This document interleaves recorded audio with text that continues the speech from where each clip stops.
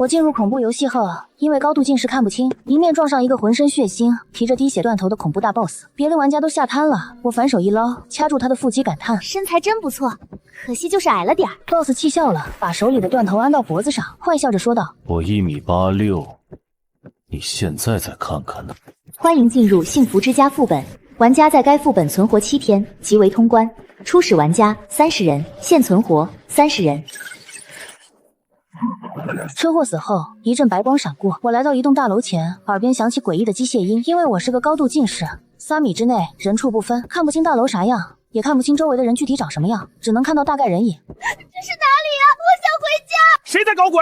放老子回去！相对沉稳的一男一女走出来，他们自称老玩家，名叫红姐和俊哥。这里是无限流游戏，被拉进这个游戏的都是死了的人。如果能通关所有副本，积攒够传说中的9999分，就能复活。那通关一次副本能获得多少积分啊？这跟你通关时的惊悚值有关。如果你是99惊悚值通关，那你最后只能获得1积分；如果你是100惊悚值，那直接死。所谓惊悚值，顾名思义就是害怕程度。老玩家熟悉游戏后，基本能把惊悚值控制在60以内，而新玩家嘛，就比较惨喽。那如果是0惊悚值通关呢？最后能获得100积分吗？这话一出，在我看不到的地方，我的一切都被直播了出去，无数弹幕在嘲笑我。这新玩家真是大言不惭，幸福之家是最变态的副本，至今都无人手通。虽然之前这个副本无人通关，但前面死的那些玩家也摸索了一点经验。这栋楼一共30层，一批一户，每层只能入住1名玩家，而且幸福之家其实属于角色扮演类恐怖副本。每个房子里都有一些诡异入住，他们会扮演玩家的各种亲密关系，所以7天的同吃同住，惊悚值怎么可能不剧烈波动呢？俊哥急忙打断红姐的话，拉着她一起分别选了1楼和2楼。一见老玩家这么选择，有明眼人紧随其后，纷纷选择了低楼层。因为近视，我跑不过，于是只好等大家选完。最后只剩一个30层给我了，仗着我看不到，弹幕又在叽里呱啦。我抵达30层，环顾了一圈后，发现和现实中没有太大区别，不就是血腥味重了点，墙壁红了点，温度低了点，灯光暗了点，而且这可是大平层，还有我梦寐以求的家人啊！要知道，现实中我不仅是一个高度近视的废物，还是一个孤儿，更是一个穷狗。我走到门口，毫不犹豫地伸手，用力拍了拍门。快开门啊！宝宝，我回家了！再不开门，我要饿死了！弹幕惊呆了，其实是他们不懂我的脑回路。既然是角色扮演，要和诡异成为一家人，那肯定是怎么自然怎么相处啊？难道现实中回自己家还要非常礼貌地说你好，有人在吗？请帮我开门。敲门声落，门咯吱一声打开，凉意席卷我全身。我舒服的喟叹一声，这简直是避暑圣地啊！夏天都不用开空调了。我低头看到了一个矮小的红色人影，2条辫子一甩一甩的，应该是个穿着红裙的小孩。小孩阴森一笑，猛地朝我扑来，冰凉的小手掐住了我的脖子。我顺势把他搂在怀里，摸到他裙子是湿漉漉的。小孩子怎么能穿湿衣服呢？快脱下，我带你去换干净衣服。我的鼻子动了动，闻到了一阵血腥味，又焦急地问：你是不是哪里受伤了？药箱在哪儿？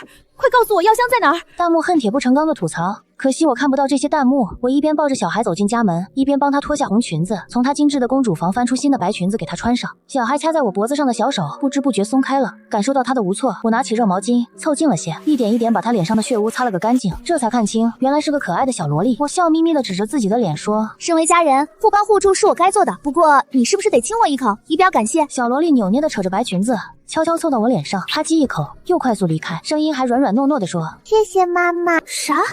妈妈？俺无痛当妈了，这简直是太酷了！要知道，我现实中就听惯了各种死在生产台上的事情。我虽然渴望家庭，也喜欢孩子，但最怕的就是生孩子了。我刚哄好小萝莉，让她休息一会儿，就听耳边传来机械音播报：初始玩家30人，现存活20人。没想到仅仅是选房子，居然就死了10名玩家。我打开手机，原来是大家在玩家群交换信息了。比如其他玩家都是怎么死的。据说黄毛靠武力入住3楼，结果黄毛刚敲开门就被一个诡异整个吞了进去，最后还嚼吧嚼吧嘴，吐出了几根沾着皮肉的白骨。在狗头半开的门里，其他玩家看见了一大堆白骨，他们猜测也许那全都是以前玩家的尸骨。目睹这些，基本上所有新玩家的肾上腺素都增高了。现在除了红姐和俊哥，每个人的惊悚值都高达50。当然这些都跟我无关。我站起身，趁着小萝莉在睡觉，勤快地把整个房子都打扫了一遍。红色的地板砖被我硬生生地拖成了白色，墙壁上凝固的那些红色实在清理不掉，我便用铲子用力铲掉。等我忙碌完，我累得腰疼，趴在小萝莉旁边的沙发上沉沉睡去。等我再次醒来时，正被一道冰冷的气息笼罩着，我面前站着一道模糊不清的黑影，虽然看不太清，但他说的第一句话我就被这把子嗓子拿捏了。他用低沉性感的嗓音轻笑：哼，有趣，居然能在思思手里活到现在。你最好别动他，这个妈妈有点意思，我要留着好好玩。男人没有回应他，大手一挥，名叫思思的小萝莉就从沙发上倒飞出去，撞上阳台的玻璃。男人冷笑：谁允许你跟我这样说话的？真把自己当我女儿了？谁允许你这样跟孩子说话的？哪有你这样当爸爸的？我本想一巴掌拍在男人脸上，不知怎地，手一滑，顺着他的胸大肌一路往下，一巴掌薅住了他的腹肌。这巧克力般的8块腹肌，手感真没得说啊！眼见男人濒临暴怒，浑身冒黑气，我急忙找补：思思是我的小宝贝，你是我的大宝贝，我们就是相亲相爱一家人。其实那个老公，你身材挺不错的，就是怎么看着有点矮。没事，现在我来了，我以后每天都给你们做好吃的，保证你们父女都长得高高的。弹幕疯了！救命！他在说什么？他怎么敢在断头大 boss 面前说这些的？直播间都在等着男人拧断我的脖子，结果下一秒，男人凑近我，我矮，我可是实实在在的1.86米，你再仔细看看呢。这年头，哪怕是诡异，只要他是个男的，都在意身高啊。宁念，我劝你好好看。男人忽然叫我名字，好听得我心脏砰砰直跳。我猛地拽他领带，让他完全压在我身上，呢喃道：看不清，再近点。盯着面前清晰放大的俊脸，幸好这个破恐怖游戏只看惊悚值，不看心跳值，不然我指定死翘翘。见男人一直不说话，我担心他生气，立刻星星眼点头，谄媚地说：哇，你1.86米，我1.66米，最萌身高差，我们真是天生一对。西装革履的男人脸色爆红，他正要说话，下一秒刚把自己骨头组合好的血衣萝莉冲过来，一脚把男人踹上天花板，让他抠都抠不下来。小萝莉看着我，妈妈，思思，饭饭，这谁顶得住啊？我立刻从冰箱里翻出食材，眯着眼睛屁颠屁颠去给小萝莉和老公做饭了。我这一手厨艺真不是吹的，父女俩把碗盆都舔得干干净净。我去浴室洗澡时，似乎听到他们父子女孝的在交谈。思思，其实留着这个女人也行，她做饭挺好吃的。可是爸爸，明天那2位回来，知道我们以后不吃他们做的饭会爆炸的。那也叫饭？他们敢有疑问，我先杀了他们。好的，我给你放风。洗完澡的我很自觉地占领主卧，一双漆黑的眼睛在我被子里出现，小脸散发着幽光，简直是咒怨现场。妈妈，别理那个断头老怪物，今晚思思要跟妈妈睡。原来是思思，我捏了捏她的小脸，把她抱进了我怀里，抱着抱着，不知道怎么就睡着了。我不知道的是，在我睡着后，系统突然出现：玩家请注意，夜晚的诡异会进入狂暴状态，请不要和诡异共处一室。窗外皎白的月亮顷刻变为血红色。与此同时，刚还和我打情骂俏的断头 boss 头部竟然360度的旋转过来，看向我卧室的方向。老婆，你做的饭真好吃，能不能把你的皮缝在厨房里，给我做一辈子饭？更令人脊背发凉的是，思思原本洁白的裙摆竟瞬间浸透成粘稠的暗红色，黏腻的红色液体不断的顺着裙摆处滴落在我的身上。它发出咯咯咯的笑声，床底深处突然伸出一只惨白腐烂的手，死死抓住我。你是第3批，你骗进来的妈妈。我不知道的是，思思守在我旁边，一夜没睡，紧贴着我，凝视着我的睡颜，裙子红了又白，白了又红，而后低声嘀咕：妈妈会伤心的，不能让妈妈伤心。弹幕也心惊胆战的刷屏。我靠，这个新玩家改变了睡衣萝莉的属性，有2把刷子呀！第二天，我是被机械音播报吵醒的。初始玩家30人，现存活15人。我迷迷糊糊的拿起手机，看到玩家群里在讨论，昨晚又死了5个人，2人不知道经历了什么，惊悚值直到100也没了。我忽然收到红姐给我发来的私聊：宁念，你还好吗？前3天你一定要抓紧时间攻略自己的家人，这是我已知的信息，就当给你的补偿了。俊哥突然在手机那头打断了红姐：干嘛告诉这些新玩家？相识一场不容易，别这样计较。这2个老玩家有点意思。我微微一笑，把脸贴到屏幕上回复红姐：我挺好的，多谢关心。不要过于相信。一句话没说完，他忽然捂着心口。不要过于相信。一句话没说完，他忽然捂着心口，然后痛苦地倒了下去。思思皱着小脸，一脸担忧地扶住他。我也快速冲过去，用身体接住他。警告：副本 NPC 禁止对玩家透露具体的通关信息。门外响起咚咚咚的脚步声，让我耳膜震动。思思急忙扑进我怀里：妈妈，是爷爷奶奶从老家回来了，别怕。男人不甘示弱，纹丝不动，犹豫了一下：别怕。他立刻拉住我的手，把我抱在怀里。真是一个纯情的大 boss 啊！不怕不怕，反正我也看不清，看不清的一律视为正常人。我反而很期待新 NPC 上线，助力我通关。看来是很健康的2位老人呐。要是在锁孔里转动时，直播间的弹幕也开始针尖对麦芒。就听啪嗒一声，门打开了。啪嗒一声，门开了，迎面走进来2位诡异，他们微微驼着腰，2人拖着2个巨大的蛇皮袋。见到断头大 boss 倒在地上，老太太立刻尖叫着冲过来，一把推开我：你个黑心肝的毒妇，你怎么敢伤害我儿子的？我要你偿命！厉鬼索命，我被黑气萦绕。凑近了些，我才看清老太太无比消瘦，似乎只剩一副骨架子，强撑起这身衣服般，五官糊成一团，只能清晰的看到嘴巴一张一合，裸露在外的皮肤全部焦黑，像是刚出炉的木炭。如果不靠声音，我还真是难以分辨她是一名女性。我急忙拉住黑老太的木炭手，心疼的说：妈，您的皮肤怎么干燥成这样？昨晚我自己用黄瓜做了一套面膜，要不要拿来给您试试？正在骂骂咧咧的黑老太一愣，而后结结巴巴的说：啊，也行。果然，哪有女人不爱美呢？见我真的端出一盆黄瓜，开始给黑老太敷面膜，老头子不乐意了。死老太婆，你不是说要好好吓唬吓唬新来的儿媳吗？死老太婆，你不是说要好好吓唬吓唬新来的儿媳吗？原来你还有旧媳妇。男人立刻沉下脸，身上散发出浓浓的黑气，他召唤出一片鬼爪，把黑老太解决了。我终于绷不住了，真是哄堂大笑啊！男人冲我扯了扯嘴角，身上烟雾散去，耸了耸肩。没有，他们没进门就被思思杀了。黑老太尴尬的重新站起来，拍了拍脸上的黄瓜。死老头子，就你话多，滚去做饭。老头立刻闭嘴，拖着蛇皮袋还有肚子上的肠子朝厨房走去。他走过的地方，地板又变成了血红色。思思忙不迭地跑到黑老太旁边，非常有礼貌地表示抗拒。奶奶，对不起，我认为爷爷做的饭实在难吃，还是话音未落，老头掏了掏肚皮，从厨房甩出来一截肠子，把思思飞速卷了进去。乖孙女，还是来陪爷爷做饭吧。乖孙女，还是来陪爷爷做饭吧。我看着满地的肠子，回房间开始找针线。唉，老爸这毛衣脱线了，怎么也不补补呢？老头饭做好的时候，我针线也找到了。我殷勤地帮老头摆好饭菜，然后一把拉住老头。看您这拖着毛线满地跑，也挺不方便的。而且毛线还褪色，我昨天刚拖的地啊！四个诡异面面相觑，弹幕也恍然大悟。闹半天，感情凝面不是胆子大定力强，是眼瞎。我薅住了老头的肠子，开始缝补。因为讲究攻习避嫌，我距离他还是有点远的，所以始终没看清是什么，只感觉湿漉漉的，于是抱怨：这毛线怎么还是湿的？老爸，是不是你刚刚洗菜掉进水池了？应该吧。老头也有点不知所措了。等我缝好老头的肚皮后，大家才和谐的坐在桌子前准备吃饭。见大家不动，我自来熟的夹了一筷子鸡爪，见我往嘴里送，四个诡异满脸邪恶的盯着我。乖儿媳，这可是你爸今天从楼下带上来的新鲜食物，都是昨晚刚死的。楼下除了死去的玩家还能有什么？我立刻丢下筷子，装模作样的捂着肚子干呕了一声。不行，我不能吃荤腥，大抵是昨晚一夜风流，我怀了。血衣萝莉一脸看好戏的表情，长老头和黑老太满脸惊喜，急忙叫儿子把我抱进房间休息。断头大 boss 则是面红耳赤，抱着我仓皇起身，凑在我耳边低声呵斥：你胡说，我们明明都没有。太纯情了，连睡过这2个字都说不出口。趁机摸了摸腹肌，也压低声音说：没事，如果你愿意，我们现在睡也不是不可以。弹幕怒了：宁宁，女流氓！这是我不花钱能看的吗？可惜一进房间，男人就强忍着脸红，跟我认真的打直球。很抱歉你对我的爱意，虽然时间很短，但我承认我对你也的确也有不一样的感觉。只是思思是我的孩子，即使这是假的，是你们口中的游戏，我也希望能取得他的赞同，再生2胎。这是我身为一位父亲的责任。我凝视着男人脖子上的狰狞伤疤，那是他断头的相接处。别丑，一点也不丑，疼吗？疼过了，现在不疼了。我假孕骗过了长老头和黑老太，总之这2天的饭菜都是我亲自下厨做的，用的冰箱里断头大 boss 买的菜，并没有动老诡异们蛇皮袋里的那些食材。而为了以假乱真，第2晚开始，我和断头大 boss 睡到了一起。半夜，我正琢磨着怎么勾搭他时，被窝里突然钻出一张委屈巴巴的小脸。妈妈，你不爱思思了，爸爸有什么香的，思思才香。说这话时，思思恶狠狠地瞪着男人，眼看着思思的白裙子要变红，男人脖子上的疤痕在变大，一场恶战在所难免。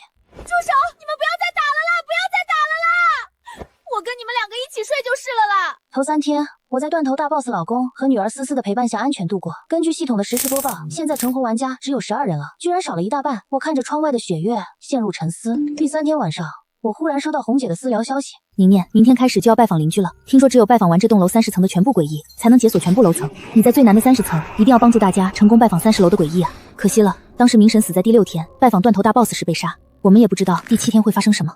看着红姐关切的话语和透露的信息，淡定无比的回了一句：多谢，我当然愿意互帮互助了。既然不知道第7天会发生什么，那就先好好完成接下来3天的任务吧。接着我回客厅将我要下楼的消息告诉了家人们。出门前，思思特意走到断头大 boss 面前说：快惹我要变成红裙子，白裙子没有气场，等会儿吓唬不住那些东西。你只需要负责开心就行，有你爹在，谁敢动你妈？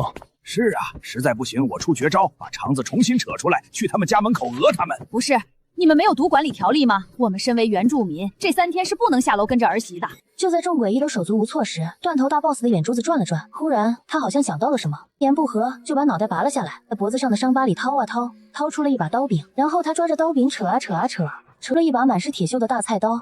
我只恍惚看到，可我一小看到菜刀后，尖叫着退了3步。念念，拿着它，没人敢对你动手。机械音响起，恭喜玩家获得 SSS 到期派的厨刀。这种私人播报没有公放，他居然能为我做到这种地步。死人最是忌讳曾经杀死自己的东西，可他偏偏将它拔了出来，虔诚的送给我当武器。思思一见男人出尽风头，立刻冲进衣柜里翻箱倒柜，然后挑出一件最整洁的毫无折痕的白裙子捧在手上，对着我手里菜刀就冲了过来。或许因为惧怕，思思身上和手里的白裙子都立刻变成了血红。思思把手里的红裙子对着我一抛，红裙当时穿到了我身上，刚好贴合我的身材。妈妈，这是我被杀时穿的裙子，你穿着能保护你。恭喜玩家获得 SSS 级道具天使之躯。不等我感动，长老头扯开我好不容易给他缝好的毛衣。恭喜玩家获得 SS 道具宰相不长。黑老太紧随其后，干脆利落地扯下一只焦炭胳膊，说必要时刻可以助我一臂之力。恭喜玩家获得 SS 级道具护风车。4个大 boss 整齐出动，依依不舍地把我送到了30层往下的楼梯口。我拿着一堆道具，看着身上的红裙，感动得稀里哗啦。谁说这是恐怖游戏的诡异？这不就是我最亲密可爱的家人吗？弹幕酸溜溜地说，要是给我这些道具，我也觉得他们可爱。有种无家有女初长成的感觉。刚抵达29层，我礼貌地敲门，才敲一声，门就开了。通过群消息得知，这层的玩家早就嘎了。门内露出一对龙凤胎姐弟的脸，他们看着似乎是少年模样，警惕地看了看我手里的道具，尤其是那把钝了的菜刀，讨好地对我抿唇微笑。是30层的邻居吧？拜访就拜访，您还带什么武器呢？见外了不是？这是29层的拜访卡片，请您拿好。我捏住朴素的卡片，卡片上只有一点点黑色的图案，看不出具体是什么。谢谢。可以请我进去喝一杯茶吗？我想，或许可以跟你们聊聊你们的母亲和仇人的结局。是的，其实刚进入这个恐怖游戏时，站在楼底下那会儿，我并不是什么也没干哦。在所有人都跑去找抢夺楼层之后，我无聊地围着大楼转了5圈，终于在黑气萦绕的垃圾堆里，在一堆不知道是什么粘液的呕吐物里翻出来一张脏污废旧的报纸。幸好这是我这种社会底层的老本行，我是孤儿，小时候最常干的事情就是翻垃圾堆，看看有没有可以吃的可以用的。而这种地方都是容易被玩家们忽略的，他们急着去抢楼层，根本没想过楼外面也会有东西。为什么那份报纸凝神一个近视眼能看到，我们却看不到？因为他半瞎的是眼，我们全盲的是心。29层这对龙凤胎姐弟，18岁生日前一天被亲爸骗上天台，然后被亲爸和情妇联手推下高楼。因为他们的爸爸是入赘，所以一直想谋夺他们妈妈的财产。最后为了防止2个孩子成年继承家产，情妇出此毒计，亲爸点头通过。他们姐弟死后的第3年，亲爸和情妇被判处死刑立即执行，而他们的妈妈也关闭了公司，带着2个孩子的照片，独自一人开始周游世界。一杯茶喝完，故事也说到了尽头。龙凤胎姐弟热泪盈眶地看着我，眼底翻涌着心疼、释然与感激，目送我起身走出29层大门后，我忽然伸手拍了拍他们衣服的尘土。从今天开始，好好活着吧，即使是在这里，只要彼此思念，总有一天你们会和你们的妈妈重逢。看着他们重重点头，我欣慰地转身往下走。我来到28层，这层的玩家也早就嘎了，屈服于道具的淫威，不是，折服于我的美貌下。这层鬼物在我刚敲门的瞬间就打开了门，恭敬地给我递上一张拜访卡片。她是一名穿着夸张 cos 服、画着夸张妆容、身体看起来却很健全的年轻女孩。我并没有丝毫惊讶，因为她不是出意外死的，她是吞安眠药自杀的。死的那年她19岁，正值青春年华，却因为一次偶然的衣服事件被逼到自杀。那时她在网上刷到了一件好看的衣服，于是就以图找图，买了同款，美滋滋地拍了照片上传到社交平台。然后她迎来上万条辱骂，说她没有戴假发，说她没有化妆，说她不尊重2次元，说她辱没了 cos 圈，拉低了 cos 的档次，说她就不应该活着。最后还对她的朋友、父母进行个人信息开盒，疯狂骚扰她的父母和亲朋好友，P她的遗照和黄图传给父母。女孩慌了，也怕了，她不懂什么 cos 不 cos， 也不懂什么圈子不圈子，她当时只是单纯的觉得那件衣服很漂亮，她想买来穿一穿。可后来她觉得她有罪，她应该以死结束这场罪恶。甚至在吞安眠药之前，她都穿着那件衣服，化了全妆，戴了假发。看着她脸上夸张的妆容和单纯的眼神，我从她房间拿出卸妆棉，一点点擦去她脸上浓重的妆容，温柔的开导：被圈住的从来都不是你，而是他们。你知道吗？在你去世后的那些年，那些人陆陆续续生活着，但是他们总归是不幸福的。有些人甚至进了精神病院，因为他们过于偏执。这里没有任何圈子，只有生与死。在这里，你可以想穿什么衣服就穿什么衣服，想素颜就素颜，想浓妆就浓妆。等他们死后万一的来了这里，你也可以疯狂折磨他们。当然，我觉得那些人就算死了，也不配再有重来的机会。听着我讲述的后续，女孩咧嘴笑了，她缓缓从背后抽出一对双环9节鞭，眼里泛起嗜血的光。好的，姐姐，我做自己。若有一日他们当真来了，死在自己崇敬的神之武器手中，将是他们的荣幸。这才对嘛，这才符合28层 BOSS 该有的气质。我来到27层，这层的诡异是一位穿着制服、化着妆、戴着围裙的女白领，有些不伦不类。她手中还牵着一个浑身被压碎的小男孩。即使我不看报纸，我也知道他们是谁。当初这个小男孩在学校出了车祸，妈妈情急之下穿着工作服去学校，却被有心之人传到网上，骂她是坐台女，说她儿子都死了还有心情化妆，质问她是不是刚从男人床上下来。这个妈妈悲痛之下承受不住网暴的压力，选择了跳楼自杀。在这个世界，她居然和她的孩子相遇了。我正想开口安慰这位年轻的妈妈，没想到一脸恐怖的小男孩突然奶声奶气的开口：阿姨，我已经把妈妈安慰好了，嘻嘻，如果看到那些人出现，我会把他们都杀光光哦。嘿嘿，偷偷告诉你，其实3天前入住我家的那个人，就是曾经欺负过妈妈的人。临死前他苦苦哀求，说只是在网上转发了一条相关动态，可我还是杀了他，因为我觉得他是帮凶。我的妈妈我知道，她打扮漂亮是工作需要，其实只要妈妈高兴，哪怕她穿着工作服做饭，我也会觉得妈妈是超人。你也是超人，你的超能力就是让你的妈妈变开心。在我看不见的地方，弹幕哭成一片。我就说我们宁神是有大智慧的人，简直是我的女神。我一路往下，看到了很多熟悉又陌生的诡异，有寻亲路上惨死的男孩，有被校园霸凌致死的少年。我选择一一开解他们，并宽慰了他们。这2天下来，我严格按照朝9晚5的作息做任务，每天一回30层。思思就像个小猫咪一样扑来，在我脸上蹭啊蹭，亲昵地说：“妈妈，我好想你。”我的心都要被他萌坏了。而断头大 boss 则主动做好饭菜，一脸哀怨地拉着我的小手，不甘示弱地低语：“其实我也想你。”救命！父女争锋，我想轻浮，多来点，我好爱。弹幕酸溜溜地说：“死丫头命真好，让我演2集。”这样插科打诨，时间来到了第6天，我也来到了第10层。此时我手里已经收集了一堆拜访卡片。其实从20层开始往下 ，BOSS 没有那么恐怖了。我发现了几名幸存玩家，不过他们都不敢跟我作对，当然也轮不到他们帮我攻略邻居。因为这些邻居都很热情，也很可爱啊，主动开门，主动把拜访卡片送到我手中。后来他们也跟着我一起拜访其他邻居。我们一路往下，来到了第10层。刚到10层，就见到一个2米高的人参狗头怪物伫立在走廊上，门大敞着，里面全是玩家的森森白骨。人参狗头怪物给我们递过来拜访卡片，我张了张嘴，正想说点什么，人参狗头怪物突然面向我，微微俯下身，即使我高度近视，我也看清了他犬齿间的碎肉，甚至还卡着人类的齿壳。人类女孩，不要以为30层那4个家伙庇护着你，我就会畏惧你。至少在这件事情上，我绝不妥协。第10层，但凡有人入住，永远都无人生还。看在你的面子上，我可以给看得顺眼的人类一张拜访卡片，不要妄想更多。我沉默了，努力按下蠢蠢欲动的菜刀，低声安抚某人。好啦，不气不气，好男不跟狗斗。菜刀这才气哼哼的安稳下来。人参狗头怪物和人类的恩怨，或许要不仅追溯到他活着时，更要追溯到如今的现实。部分人类大肆虐杀猫、狗等动物，所以在这个世界出现一个人参狗头怪物，直到第10层虐杀人类。听起来这似乎是一件很公平的事情呢。这种杀戮什么时候会结束呢？人类什么时候停止对动物的虐杀？这时楼下突然传来凄厉的呼救声。瞧，你们卑劣的人类，不仅杀异类，还杀同类，又开始自相残杀喽！与此同时，楼下惨叫停止，机械音响起播报：初始玩家30人，存活玩家5人，仅剩5人。我和在场2名新玩家面面相觑，其中1名还是当初在楼底哭泣的学生妹。我们这里占了3人，这意味着9层到1层仅剩2人存活。我联想到一些不好的事情，打开手机，玩家群里死一般的沉寂。我打头阵，学生妹紧随其后，健身教练断后。我们一行3人小心翼翼地朝下走去，刚踩上9层的地板，一个透明罩子就朝我们3人照下。与此同时，墙后走出一男一女，他们手持绚丽的枪支，脸上露出张狂的笑意。交出你们全部的拜访卡片，否则我们就把你们和楼下这些愚蠢的家伙一样，都给弄死。正是红姐和俊哥。从一开始，红姐和俊哥就是一个唱红脸，一个唱白脸，试图博得玩家们的信任。红姐给我发私信，其实有后半段没说。当初明神并非枉死，至少给后面的玩家提供了一条截至第6天的游戏思路，让玩家尽可能多地存活到第4天。其实不一定依靠要攻略邻居拿到所有拜访卡片，因为并不是所有玩家都和我一样好运，一下子能拥有这么多杀伤力道具震慑住鬼力。所以还有另外一种办法，抢夺与吞噬。从第4天开始，只要玩家 A 杀死玩家 B， 则玩家 A 同样会获得 B 层诡异的拜访卡片，并且会继承玩家 B 已经拥有的拜访卡片。所以这就跟养猪一样，只要 A 把这头叫 B 的猪养肥养大，然后又弱于 A， 最后 A 就能捡漏。而我们所有人都是红姐和俊哥养的猪，我意外成了猪王。呸呸呸！说白了，在恐怖游戏的规则里是允许且支持自相残杀的。只是这次红姐和俊哥看走眼了。我解开外套，露出红色长裙，从裙摆下拎出断头 boss 的菜刀、肠子、枯手。说来听听，你们想怎么弄死我？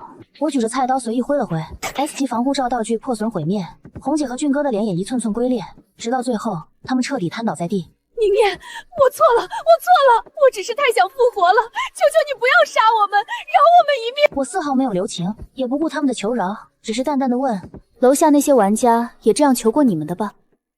你们放过他们了吗？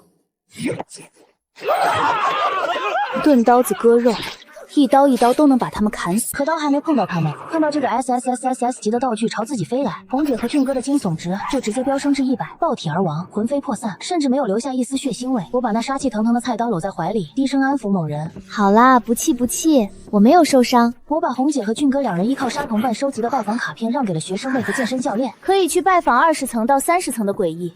如果诡异针对你们，就说你们是30层宁念的朋友，他叫你们上来拿卡片的。我相信我苦口婆心和诡异们谈了这么久，应该能给我一分薄面吧。学生妹和健身教练感激不已，连连对我鞠躬。我急忙避开，3个人搁着跳探戈一样。我独自往下收集自己需要的拜访卡片，再往下就更容易了，很快就集齐了全部卡片。可是我的耳边并没有响起游戏提示音，我知道我还缺了最关键的那一张，30层的卡片，30层的故事。可是我不是傻瓜，这些天相处，他们的故事我早就知道了。他们的确曾经是4个毫不相干的陌生人。思思是在雨天放学后，好心帮成年男性撑伞，最后却被伤害被杀死的小女孩。常老头是坐公交被污蔑的老色狼，最后担心女孩安全，还不计前嫌帮那个女孩制服真正的坏人，最后自己却被捅穿了肚子，肠子流了一地。黑老太是小区着火，儿子明明懂怎么用灭火器和消防器材，却因为消防栓没死，不得不亲眼看着自己的母亲被活生生的烧死。断头大 boss 是大型邪神组织成员的亲生儿子，名校毕业，好不容易逃离原生家庭，可他的父母被洗脑，听说吃亲生儿子的脑髓能长生不老，于是趁儿子不备，夫妻俩拿钝刀子砍下儿子的头，当真去敲骨取髓。而我能和他们在这里重逢，组成怪异又别扭的一家人，或许也不是意外。其实在我车祸前一天，我发了工资，蹦蹦跳跳路过一座公墓，不知怎的，我突发奇想，就去附近的花店买了4束花，随机挑选了几座墓送给了故去的人。我记得那4个墓碑上的名字分别是秦思思、刘爱国、李翠兰、无名。原来他真的是无名。回到30层，我恢复正常，又没心没肺的笑起来。走到门口一看，门开着，也是从我出门开始，这扇门就没有锁过。他们一直在等我回来。客厅里坐着面带笑容的老老少少，他们做了一桌子美食，泡着我最爱喝的茶饮。几个人拉着我的手，让我众星捧月般的坐下，然后笑眯眯的说：刚刚你那2位朋友上来，我们已经把拜访卡片给他们啦。回想起他们为我做的一切，我打心底的感动，眼泪不争气的哐哐落下。让我们做一天真正的一家人吧。能和大家像这样一起吃饭，我真的很幸福。是啊，只要你开心，我们就开心。我们会一直守护着你的。谢谢你们。傻瓜，我们是一家人啊。一天何其快乐，可一天又何其短暂。晚饭过后，夜幕降临，黑老太挥了挥手臂，在夜空划过星火，如同烟花。我急忙吹彩虹屁，老妈可真厉。我可以吗？要命，这种事还要问，非要人家一个女孩子主动，真是羞死个人了。我快速踮起脚，一把搭住她的肩，狠狠咬住她的唇，随后缓缓加深这个吻。恩爱过后，断头大 boss 朝我手里塞了一张卡片，30张卡集齐。我看着手中的卡片图案，拼拼凑凑，顺着纹路，快速在地上把它们摆好。恭喜玩家宁念获得幸福之家全部居民的喜爱，成功召唤议事之门。议事之门将在今晚11点出现，请幸存玩家带着家人前往1楼，否则玩家将永久迷失在该副本。弹幕激动的大吼：要见证历史了！幸福之家的首通。可是想到要离开，我似乎并没有想象中那么开心呢。晚上11点，4大护法拉着我抵达了1楼。原本是铜墙铁壁的1楼院墙，现在上面赫然铺着3扇古朴的黑色大门，每一扇门上面挂着不同数量的锁。我上面挂了4把，学生妹挂了1把，健身教练挂了2把。门上面分别写着玩家的名字，名字下方还标记着惊悚值。我的宁念惊悚值0，学生妹的苏小沫惊悚值99.9，健身教练的方远惊悚值90。请问各位玩家是否要喂食钥匙打开异界之门呢？仅限今晚12点之前哦。各位还有1个小时时间，否则将永远迷失在该副本。可是大门上的锁孔都是心形的，一看就插不进去。我有些颓废地蹲在地上，拖着下巴。哎呀，怎么办呢？没有钥匙，我回不去了。我可以永远留下来陪你们啦，嘻嘻，真开心。宁念，你猜到了钥匙是什么，所以才这么抗拒，对吗？可是你不知道，如果你迷失在这里，你并不会变成我们诡异中的一员，你只会变成四周的一缕黑雾。他们没有情感，没有灵识，没有思想，甚至不能算一个东西。宁念，那样我将会永远失去你。如果这样，还不如你先短暂的失去我一段时间。话音刚落，男人突然抓向自己胸口，掏出了一颗幸福之心，随手丢向面前的黑色大门。那把锁突然变成一个大头怪兽，把心脏吞噬得干干净净。机械鹰此时也有些愣住了，语气带着莫名的恐惧。请问其余尊贵的诡异大人们，是否愿意奉献您的幸福期，帮助您的家人打开这扇异世之门？是的，其实打开门的钥匙就是诡异家人们的心，而且必须是所谓的幸福之心。方远和苏小沫哀求地看向他们的诡异家人。抱歉，我们的心不是红色的，不是幸福之心。玩家在角色扮演时，总归是抱着害怕、恐惧、忍耐的想法去做任务的，因此7天下来，导致诡异们的心里并没有得到真正的幸福，这也是副本的歹毒之处。什么狗屁幸福之心？那不就是活人的心脏吗？我也有。他不敢对诡异动手，于是趁苏小沫不察，直接把他整个人丢向他自己的门。方远门上的其中一把锁立刻变成一个大头怪兽，一口就把尖叫着的苏小沫吞了下去，连皮带骨吃了个干净。我甚至都没来得及阻止，方远又癫狂地把目光投向我，似乎也想把我丢进去。思思站在一旁没有说话，整个人透露着危险的气息。白裙无限变大，变成了一个白色怨灵，一口咬住方远。漫天飞舞的都是红色碎肉，鲜血把白裙染成了红色。思思对着漫天血肉低语：本来在妈妈离开之前想做一个乖孩子，可惜你非要找死。然后他忽然扬起可爱的小脸，笑了笑，伸出白嫩的手臂，迅速掏出他的心脏，朝我门上的第2把锁丢去。